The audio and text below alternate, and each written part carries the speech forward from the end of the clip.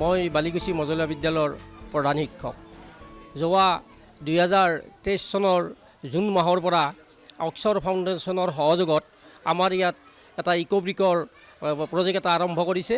আমাৰ ছাত্ৰ ছাত্ৰীবিলাকে প্ৰতি সোমবাৰত প্লাষ্টিকৰ বটলত ৱেষ্টেজ যিবিলাক আমাৰ প্লাষ্টিক থাকে সেইবিলাক তাৰ ভিতৰত ভৰাই সেইবিলাক ইয়াত লৈ আহে আৰু প্ৰতি সোমবাৰে ছাত্ৰ ছাত্ৰীবিলাকে আমাৰ অৰিন্দম ছাৰৰ হাতত এই প্লাষ্টিকৰ বটলবিলাক জমা দিয়ে।